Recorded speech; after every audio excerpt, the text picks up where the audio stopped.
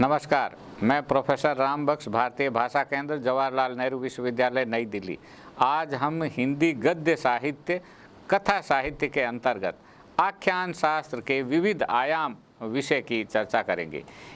इस इकाई के अध्ययन के उपरांत आप आख्यान शास्त्र के विविध पक्षों को समझ सकेंगे, आख्यान के बारे में जानकारी प्राप्त कर पाएंगे, आख्यान और कथा के संबंधों से परिचित हो सकेंगे और आख्यान में कथावाचक की भूमिका से परिचित हो सकेंगे। हमारा जो भारतीय और पाश्चात्य काव्य शास्त्र है या जो साहित्य सिद्धांत है वो मुख्यतः नाटक और कविता केंद्रित है।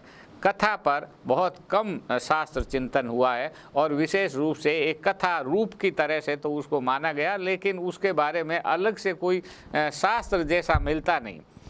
थोड़ी बहुत चलता हुआ चर्चा चिंतकों ने, विचारकों ने की है, लेकिन उसका कोई विधिवत अध्ययन नहीं हुआ। आधुनिक काल में ये जो आख्यान शास्त्र है, नैरेटोलॉजी है, इस विषय पर चर्चा हुई और इसलिए ये एक तरह का अब जो हम चर्चा कर रहे हैं आख्यान शास्त्र की, वो एक आधुनिक चिंतन है। इसलिए इसको समकालीन साहित्य चिंतन के विद्यार्थियों को भी इसे पढ़ना चाहिए और पाश्चात्य काव्य शास्त्र के विद्यार्थियों को भी इसे पढ़ने की जरूरत है। साथ ही जो कथा साहित्य का प्रश्न पत्र है, उस कथा साहित्य के प्रश्न पत्र का भी एक अलग सा सैद्धांतिक आयाम हमारे इस आख्यान शास्त्र से प्रकट होता है, इसलिए हम उसकी भी जानकारी आपको इस इकाई से हो सकती है। तो भारतीय और पाश्चात्य काव्य शास्त्र में आख्यान का एक अर्थ है और उसका सीधा सा अर्थ होता है कथा, माना कहानी, कोई बात कहता, और इसलिए एक काव्य रूढ़ियों के तरह से आख्यान के मापदंड निर्धारित कर दिए थे। तो इसमें हम आख्यान और आख्यान शास्त्र की जो आधुनिक अवधारणा है इसकी चर्चा करेंगे। इसका कारण यह है कि आज आख्यान और आख्यान शास्त्र एक सिर्फ साहित्यिक मात्र नहीं है, इसकी व्याप्ति सर्वत्र और सर्वदा और अगणनीय जिसे कहना चाहिए बहुत अधिक मात्रा में है, इसलिए कि ये हमारी भाषा चेतना और भाषा शिक्षण से जुड़ा हुआ है और इसके कारण हमारी जितनी भी सांस्कृतिक अभिव्यक्तियां हैं या प्रारूप है उस सब का संबंध इस आख्यान शास्त्र से है। एक आधारभूत चेतना या सामग्री के रूप में ये सब जगह विद्यमान है, चाहे वो महाकाव्य हो, पुराण हो, उपन्यास हो, नाटक हो, मिथक हो, प्रगीत हो, सिनेमा हो, तथ्य चित्र हो, फीचर हो, इतिहास हो, समाचार हो, गाथा हो, कॉमिक हो, पेंटिंग हो, स्थापत्य, माने कोई भी ऐसी चीज़ नहीं बची है जिस पर आख्यान शास्त्र का दखल नहीं हो। तो आधुनिक संदर्भों में आख्यान की व्यापकता के कारण इसके सुसंगत और क्रमबद्ध अध्ययन हेतु इस आख्यान शास्त्र की शुरुआत हुई। अगर हम इसकी प्रारंभिक व्याख्या करनी चाहें या इसका कोई अर्थ हम स्पष्ट करना चाहें तो कह सकते हैं कि आख्यान किसी भी आख्यान के विस्तृत अध्ययन का एक पाठ केंद्रित सैद्धांतिक अध्ययन का जो प्रस्ताव या उपक्रम है वो आख्यान शास्त्र है। दूसरे शब्दों में आख्यान के अध्ययन की एक विशिष्ट प्रविधि या पद्धति है जिसके तहत आख्यान के उप तत्वों के सह संबंधों और उसके परस्पर पूरकताओं का विश्लेषण किया जाता है।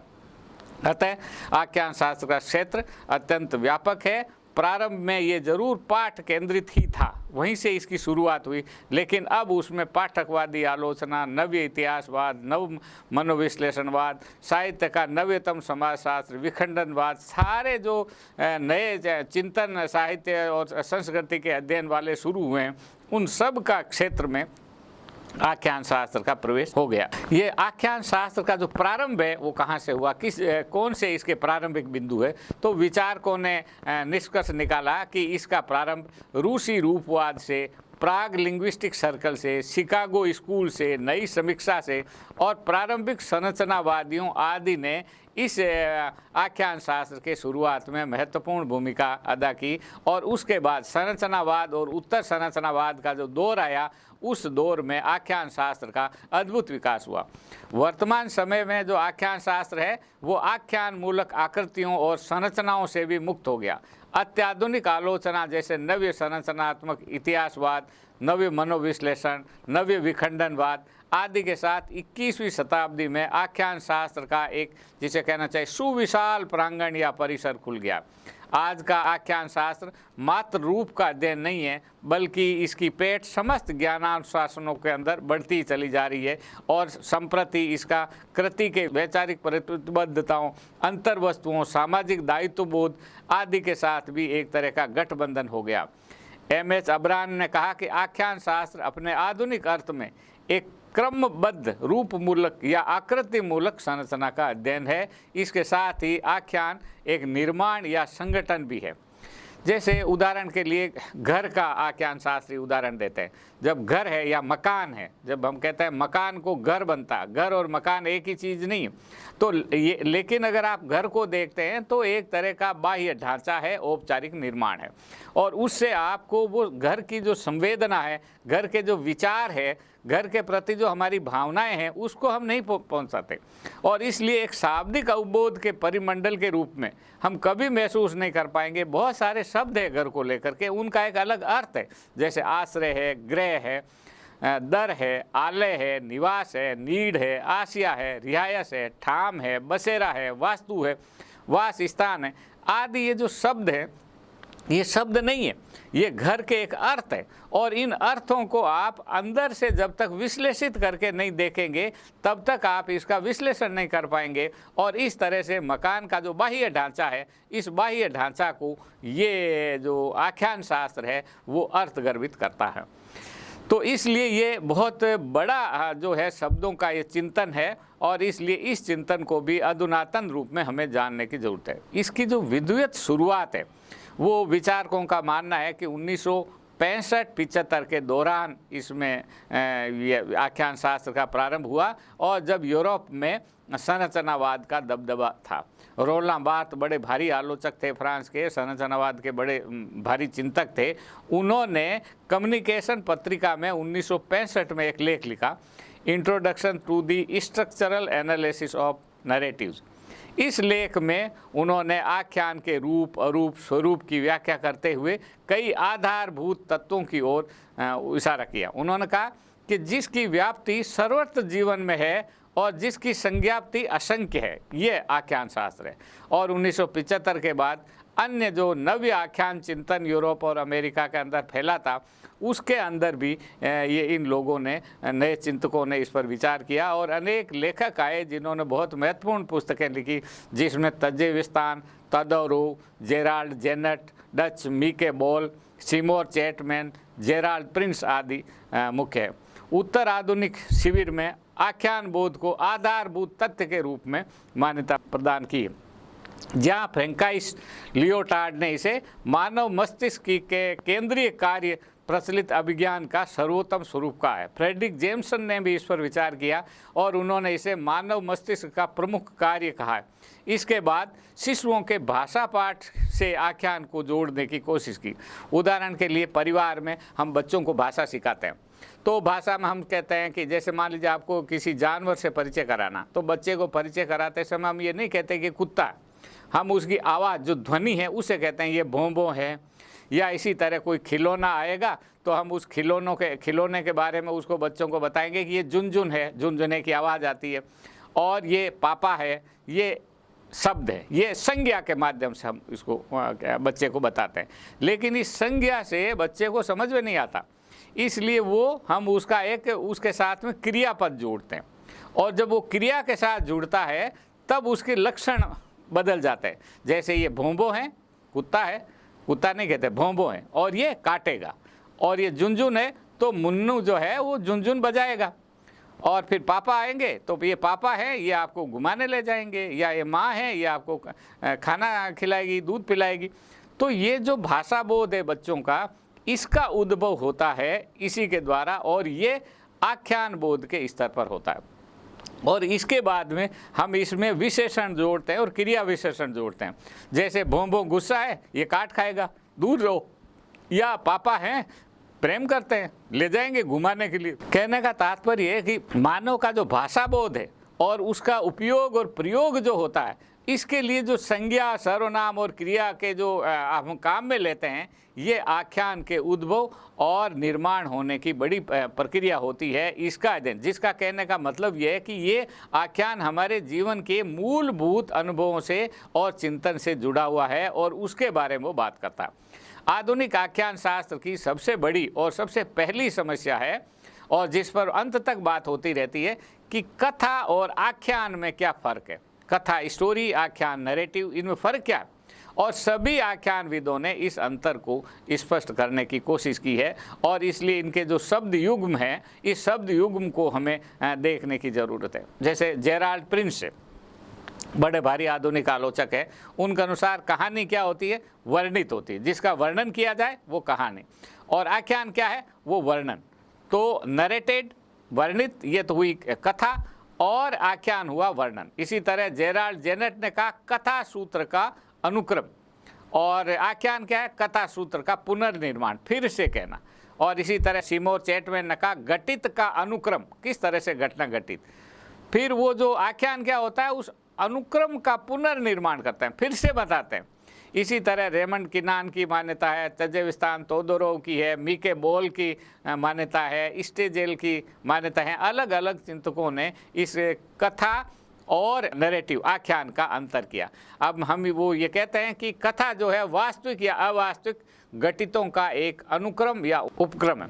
मान लीजिए कोई घटना घटी, पहले ये हुआ, फिर ये हुआ, फिर ये हुआ। ये जो वर्णन होता है ये कथा है, जिस तरह से, और ये एक तार्किक तरीके से चलती है और एक कालानुक्रम से जुड़ी हुई घटना, उसका हमेशा एक रेखी होता है। शुरुआत होती है और अंत तक वो चली जाती है, और जिसको कहते हैं कि इसका जो समय है, समय की सुई है, हमेशा पीछे से आगे की ओर जाती है और कथा चलती है। लेकिन आख्यान वो जो घटित हो चुका है, उस अनुक्रम का पुनर्सृजन या पुनर्प्रस्तुतिकरण है। और यहाँ करते समय वो क्या करते हैं, कालानुक्रम की जो काल गति है, जिसको कहते हैं क्लॉकलेस, घड़ी रहित हो जाती है। वो कहीं से भी कोई बात आप कह सकते हो, कभी भी पीछे जा सकते हो, कभी भी आगे जा सकते हो, कहीं से भी शुरुआत कर सकते हो। तो ये जो करना होता है ये आख्यान है। और आख्यान में फिर चरित्रों का समावेश होता है। और जेराल्ड प्रिंस ने एक नई बात कही कि आख्यान का अर्थ होता है रिकाउंटिंग, दोबारा गिनना। माने जिसका मतलब होता है जो बात आपने कह दी उस कही हुई बात को फिर से कहना। ये जो आख्यान की जो अवधारणा है या जो आख्यान शास्त्र का विषय है, इस पर वो आराम से बहुत बात विस्तार से करते हैं। आख्यान शास्त्र के प्रारंभिक दौर से ही आख्यानविदों ने कथा और आख्यान को पृथक करने का प्रयास किया, और इस प्रयास में उन्होंने अनेक तरह के विश्लेषण किए, जिसमें से एक उदाहरण आप कफन कहानी को ले सकते हैं। कफन की कथा क्या, अपनी ज़मीन से विच्छिन्न हुए हैं घीसू और माधव, दोनों बहुत कामचोर इंसान हैं। कभी एक किसान हुआ करते थे, आजकल वो मजदूरी करते हैं। और माधव की जो पत्नी है बुधिया, वो अर्थ अभाव के कारण प्रसव पीड़ा से गुजर रही है और बिना चिकित्सा के, बिना देखभाल के बेचारी मर जाती है।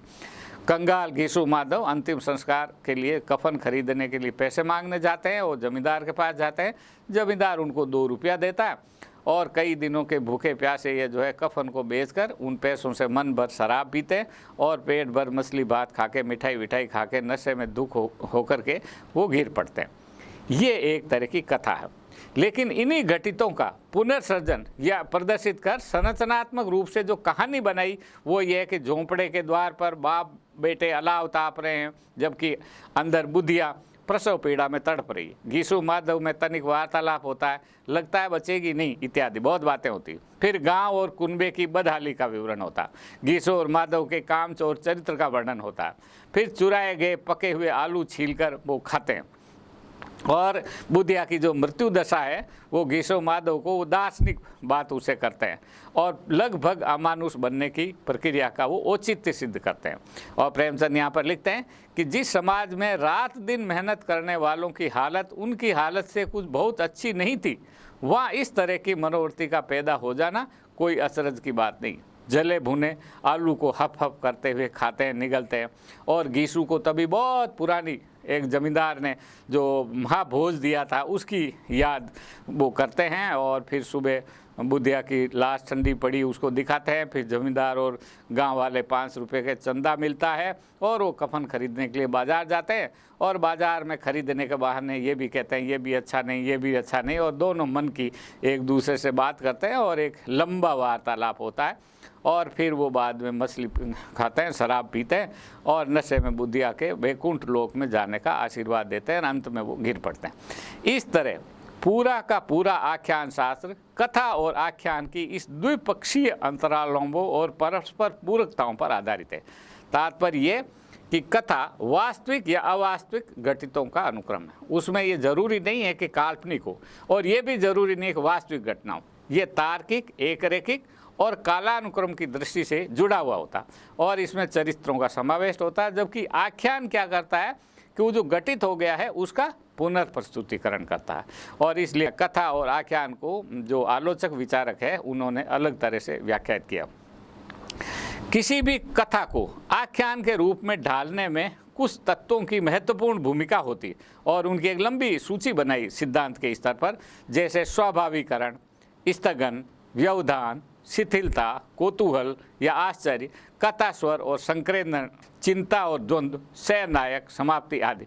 ये सारे तत्व आख्यान के आख्यानीकरण में सहायक होते हैं जो आख्यान को रोचक और आकर्षक बनाते हैं। स्वाभाविकरण की प्रक्रिया से क्या होता है कि आख्यान में जो घटित घटनाएं होती उसको वो विश्वसनीय बनाते हैं और व्यवधान के द्वारा पाठक को उकसाते हुए पूरा करने के लिए आमंत्रित करती है और समाप्ति के अंतर्गत आख्यान में उद्भूत सारी चिंताओं, वैकल्पिक प्रावधानों का अवसान हो जाता है। लेकिन जो सारी आशंकाएं होती है वो पूरी नहीं होती और अक्सर जो आख्यान होता है वो समाप्त होने के बाद में भी कई प्रश्न छोड़ देता। मसलन प्रेमचंद का गोदान बड़ा प्रसिद्ध, होरी की मृत्यु हो जाती है तो उसके बाद में उसके परिवार का क्या हुआ। एक पाठक के रूप में आपके मन में ये आशंका रहती है, लेकिन प्रेमचंद वहाँ समाप्त कर देते हैं, आख्यान समाप्त हो गया। इसी तरह आषाढ़ का एक दिन में मोहन राकेश ने यहाँ जो है कालिदास है वो मल्लिका के घर वो जाते हैं और मल्लिका दरवाज़ा नहीं खोलती। तो मल्लिका जब दरवाज़ा नहीं खोलती तो ये कालिदास कहाँ गया, पाठक के मन में ये चिंता रह जाती है। ऐसी बहुत सारी चिंता, बहुत सारी, इसीलिए कभी रचना समाप्त नहीं होती, एक समय के बाद उसको छोड़ देते हैं। तो ये आख्यान के अंदर ये उसकी विशेषता। फिर कालानुक्रम का जो है पुनर्सृजन होता है। आख्यान की जो अवधारणा है वो कथा के अनुक्रम के पुनर्सृजन पर आधारित है। मीकेबाल ने कहा कि कथा के कालानुक्रम में किसी एक प्रकार का फेरबदल ही कालानुक्रम का पुनर्सृजन है। ये संपूर्णतया पूर्व उल्लेखित समय की पुनर्गणना से जुड़ा हुआ। मोनिका लुडरनिक ने के अनुसार आख्यान की विलक्षणता का रहस्य बहुत कुछ इसी पर आधारित है और मीकेबाल ने 2 तरह के कालानुक्रम की चर्चा की।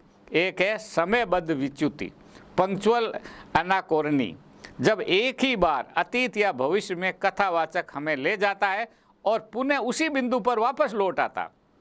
उसमें प्राय संक्षिप्त लेकिन महत्वपूर्ण घटना दोहराई जाती है जो कालानुक्रम में बदलाव के औचित्य को साबित करती है। दूसरी है ड्यूरेटिव अनाकोरनी, जब लंबी कालावधि के लिए या कई बार आख्यानकार हमें अतीत या भविष्य में ले जाता है और इसके द्वारा आख्यान की रूपरेखा खींचने का प्रयास करता है।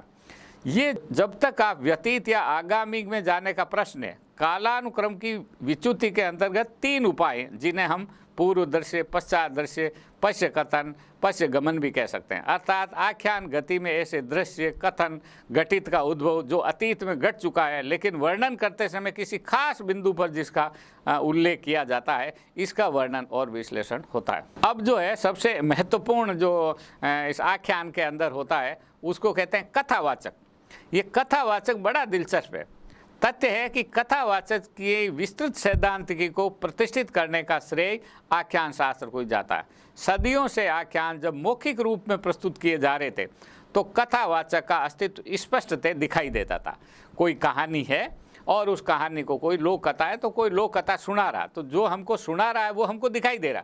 लेकिन यही कथा जब मुद्रित रूप में हमारे सामने आ गई, जब अक्षरों का जामा उन्होंने पहन लिया, तब ये जो कथावाचक है इनकी प्रत्यक्ष उपस्थिति विलीन हो गई और वो कुल मिला करके पाठ में मौजूद रहने लगा। पाठ में तो उसकी मौजूदगी है और वो अशरीरी मौजूदगी है। तो भले ही अशरीरी मौजूदगी हो, निर्गुण मौजूदगी हो, भले ही जो है वो विदेह हो, लेकिन हर आख्यान के भीतर एक कथावाचक होता है और इस कथावाचक को जानना बहुत जरूरी है। कथावाचक के बारे में मूलतः 5-6 प्रकार के पारिभाषिक निर्देश प्राप्त होते हैं जो अलग अलग ढंग से पाठ में कथावाचक के अस्तित्व को बड़ी गहराई के साथ रेखांकित करते हैं। जेरोल्ड प्रिंस ने कहा कि जो कथावाचक है वह है जो आख्यान का वर्णन विवरण करता है, माने आख्यान का बयान करता है। अपना आप आख्यान नहीं पढ़ते, कोई आदमी होता है उसके अंदर जो आपको बता रहा होता। केटी वेल्स कौन को एक व्यक्ति में बदलते हुए कथावाचक के मानवीय व्यक्तित्व के रेखांकन या रेखाकृति को और भी गहरा कर देती है।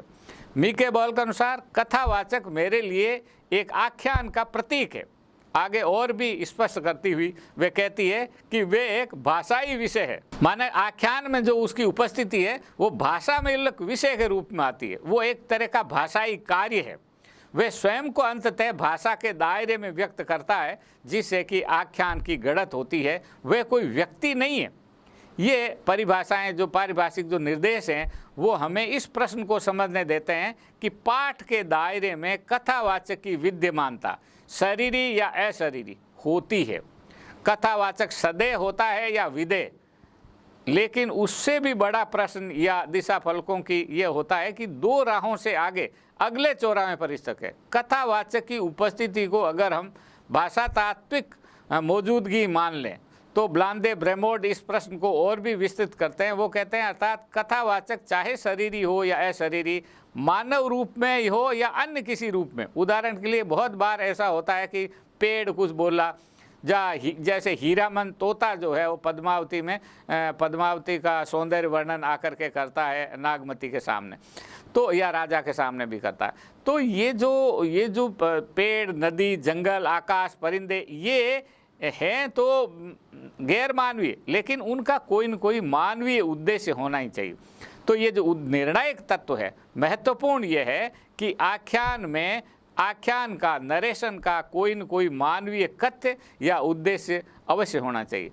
मोनिका लुडर कहती है कि समस्त भाषिक चिन्ह जो स्वयं में वक्ता विषयक होते हैं और जो आख्यान के ग्रहीता को संबोधित होते हैं और कथावाचक का निर्माण करते हैं। संक्षेप में आख्यान में विवृत समस्त कथा भाषिक तत्व ही कथावाचक बन के हमारे सामने आता है। इसलिए कथावाचक का व्यक्तित्व अपने में बहुत महत्वपूर्ण है। अतएव रिचर्ड एग्जेल ने अपने प्रसिद्ध निबंध हियरिंग वॉइसेज इन नरेटिव टेक्स्ट में जो वर्णन किया गया है उसके अंदर सुनने वाली आवाज़ कौन सी है, मैं एक मध्य मार्ग उन्होंने निकालने की कोशिश की। एक्सेल ने कथावाचक की भूमिका को एक छतरी की कमानियों से तुलना करते हुए इसके 2 स्तरों की परिकल्पना की कि प्राथमिक या द्वितीय कथावाचक। कथावाचक का प्राथमिक कार्य है आख्यान के उप तत्वों का चुनाव, उनका संगठन और उनकी प्रस्तुति। कथावाचक का द्वितीय प्रकार है एक कथन के अंत रूप में आख्यान का विवरण देना और स्वयं को मानवीकृत रूप में प्रस्तुत करना और आख्यान के ग्रहीता को संबोधित करना। जब तक आख्यान के ग्रहीता को आप संबोधित नहीं करेंगे तब तक कोई बात हुई नहीं, और लेखक भी उस कथावाचक के माध्यम से अपनी बात कहते हैं। आख्यान की प्रस्तुति और कथावाचक के मानवीकरण को ध्यान में रखते हुए अक्सर आख्यान स्तर की चर्चा की जाती है। उसी उपक्रम में मानवीयकरण के स्तर की बात उठाई जाती है। मीके बॉल ने इस संदर्भ में कथावाचकों को 2 भागों में बांटा है, एक अनावृत कथावाचक और दूसरा आबद्ध कथावाचक। तो जिस तरह से जो अनावृत कथावाचन है, इसमें कथावाचक और आख्यान के ग्रहीता के बीच एक स्पष्ट अस्तित्वमूलक धारावाहिकता कहानी के अंत तक बनी रहती है, दोनों का रिश्ता रहता है। इसके विपरीत जो आबद्ध वाचन है, इसमें संप्रेषण, वाचन, वक्ता, आख्यान का संबंध बार बार भंग होता है। उदाहरण के लिए प्रेमचंद की कहानी ब्रह्म का स्वांग का आप उदाहरण दो। ब्रह्म का स्वांग में ये अनावृत कथावाचक की उपस्थिति का उदाहरण है, जिसमें 2 कथा स्वर है, पुरुष और स्त्री, और वो बारी बारी से हमें सुनाई पड़ता है। फिर भी अनावृत वाचन का अनुक्रम कहीं भी व्यतिक्रमित नहीं होता, लेकिन कफन में कथावाचन की धारावाहिकता कई बार टूटती है, और ये आबद्ध कथावाचक की उपस्थिति का उदाहरण है। कथावाचक के बारे में अन्य कई प्रश्न उठते हैं कि वे स्वयं में सर्वज्ञात किस तरह से है, उसे पूरी कहानी घटित के क्रम से ही क्यों कर याद होती है, और फिर दूसरा ये भी है कि युक्ति संगत है या प्रासंगिक है, क्या कथावाचक विश्वसनीय है। मिके बॉल ने ये प्रश्न उठाया कि क्या वह मंद बुद्धि है या बहुत कुशाग्र बुद्धि है। आगे विचारकों ने पूछा कि आख्यान के निर्माण और उसके संप्रेषण में उसका अंश ग्रहण का प्रतिशत क्या है, क्या वह अंशतः, पूर्णतः या अनियमित या संयोग में से पाठ में विद्यमान रहता है। कथावाचक संबंधी इन प्रश्नों से ये निष्कर्ष निकाला जा सकता है कि प्रेमचंद की किसी कहानी का कथावाचक और प्रेमचंद एक ही व्यक्ति नहीं है। रोला बार्क ने स्पष्ट लेखक को मेटीरियल ऑथर कहा। उसकी स्पष्ट मान्यता है कि मेटीरियल ऑथर और लेखक एक ही व्यक्ति नहीं होता, अर्थात हो ही नहीं सकता, जबकि कथावाचक पाठ की पाठ स्थितियों से पैदा होता है। प्रेमचंद को अपने ही निर्मित पाठ में रहने के लिए किसी न किसी कथावाचक की पर काया में प्रवेश करना होता है। अतः कथावाचक को लेखक से अलग करते हुए कहा जा सकता है कि कथावाचक वह है जो वर्णन करता है, वह अपनी तरफ से पाठ का वर्णन करने की क्षमता रखता है। फिर कथावाचक शरीरी हो या अशरीरी, पाठ में निहित उसका कोई न कोई मानवीय उद्देश्य होना ही चाहिए। फिर पाठ में उसकी भूमिका अंशतः, पूर्णतः, संयोगिक या अवसर के अनुसार आदि हो सकती है। अत्याधुनिक आख्यान शास्त्र में पाठकवादी समीक्षा के समावेश हो जाने से अंतर्निहित पाठक की चर्चा चल पड़ी। इसमें कहा गया है कि न तो वास्तविक लेखक न उसका वर्णन करने वाला, वरन अंतर्निहित पाठक ही उस आख्यान को संगठित करता। कथावाचन के विवेचन में कथावाचक का कथा स्वर और संकेंद्रण का अत्यधिक महत्व है। कथा स्वर का सीधा संबंध कथा के कहने से है, जबकि संकेंद्रण का कथा के प्रदर्शन से। पहला कथावाचक को इंगित करता है, जबकि दूसरा कथा में घटित के क्रम को निर्माण और उसकी प्रस्तुति में कथावाचक की भूमिका का संकेत देता। फिर क्या कथावाचक ईश्वर या कुरान की आयत या वेद के मंत्र इत्यादि की तरह विश्वसनीय है, या वह तो मंद बुद्धि है या कुशाग्र बुद्धि है। जहाँ तक कथा की जानकारी का प्रश्न है, कथावाचकों को सर्वज्ञात, सर्वज्ञ, अल्पज्ञात कथावाचक के रूप में विभाजित किया जा सकता है। अक्सर कथावाचक ये अभिनय करता हुआ कहता है कि उसे आगे की कहानी नहीं मालूम। अतः कहा जा सकता है कि अल्पज्ञात कथावाचक दरअसल सर्वज्ञ कथावाचक की एक अभिनय मुद्रा है। विभूति नारायण राय की प्रेम की भूत कथा इसका उपयुक्त दृष्टांत हो सकता है। कथावाचकों के प्रकार भेद, ये रूप अरूप की दृष्टि से भारतीय संदर्भ विश्व में अतुलनीय। हमारे यहाँ प्राचीन काल से कथावाचकों के इतने रूप और अरूप और इतने प्रकार भेद मिलते हैं, चाहे बेताल का पंचीसी हो, पंचतंत्र हो या महाभारत का संजय हो, यह बहुत गहरी सामग्री हमें दिखाई देती है। अगर हम महाभारत की कथा को ही देखें तो महाभारत में संजय धृतराष्ट्र को पूरे महाभारत की घटनाओं का वर्णन करते हैं, और उसको जो दिव्य दृष्टि है वो व्यास से प्राप्त हुई, और संजय महर्षि व्यास के शिष्य थे और धृतराष्ट्र के पुरोहित थे। अब वो जितने समय तक वो युद्ध का जो वर्णन है वो संजय करता, और वो सामने बैठा हुआ धृतराष्ट्र जो है पूरी बात सुनता है। महाभारत का पूरा युद्ध, प्रत्येक दृश्य संजय की वाणी से देखा, संजय की आंखों से देखा। युद्ध की समाप्ति हुई, दुर्योधन की मृत्यु हुई, पांचालों के वध के उपरांत व्यास को जो दी हुई ये दिव्य दृष्टि है वो नष्ट हो गई। अब संजय के रूप को अगर आप डिकोड करो और उसको निकालो तो आधुनिक आख्यान शास्त्र के कई चीज़ें हमारे सामने आती है। अब जैसे संजय को जो दिव्य दृष्टि है वो महर्षि व्यास ने दी, मतलब ये हुआ कि जो वास्तविक लेखक होता है वो वास्तविक लेखक नरेटर को, कथावाचक को दिव्य दृष्टि देता है, जैसी दिव्य दृष्टि व्यास ने संजय को दी। दूसरा, आख्यान के समाप्त होते ही संजय की दिव्य दृष्टि भी चली जाती, आप नहीं देख सकते, आपकी दिव्य दृष्टि लेखक द्वारा दी गई। और संजय ने जो देखा और सुनाया, और इसलिए धृतराष्ट्र क्या हुआ, धृतराष्ट्र हमारा अंतर्निहित पाठक हुआ जिसको वो संबोधित कर रहे हैं। लेकिन उस पाठक ने वही देखा और सुना जो संजय ने बताया। इसलिए महाभारत का जो आख्यान है आज भी उसी रूप में हमारे सामने उपलब्ध है कि संजय ने बताया, धृतराष्ट्र ने सुना। धृतराष्ट्र ने अपनी आंखों, अपनी दृष्टि से नहीं सुना, बल्कि कथावाचक की आंखों से सुना। कथावाचक ने भी ध्यान रखा कि धृतराष्ट्र को मुझे बताना। इसलिए आधुनिक आख्यान शास्त्र में अक्सर दूरी का बड़ा महत्व है, और इस सूत्र की व्याख्या भी हमारे यहाँ होता है कि महल में बैठे हुए हैं धृतराष्ट्र तो, और युद्ध जो है वो कुरुक्षेत्र के मैदान में हो रहा है, और संजय जो है वहीं बैठा बैठा उस दूरी से वहाँ की घटना का विवरण आपको देता है। इसलिए दूरी का प्रश्न भी ये कथावाचक के लिए कोई बहुत महत्वपूर्ण नहीं। इस तरह से स्पष्ट है कि आख्यान शास्त्र का फलक विस्तृत और व्यापक है। आख्यान में कथा, पाठ, कालानुक्रम, कथावाचक के आपसी संबंधों का अध्ययन ही आख्यान शास्त्र का निर्माण करता है। आख्यान शास्त्र किसी कथा या कहानी तक सीमित नहीं है। इसका कारण यह है कि आख्यान का क्षेत्र सिनेमा, समाचार, विज्ञापन, वार्तालाप यानी भाषा के निर्मित तकरीबन सभी रूपों तक फैला हुआ। अतः आख्यान शास्त्र किसी भी तरह के भाषाई पाठ को अध्ययन में परिवर्तित करने वाली प्रक्रिया का विश्लेषण है।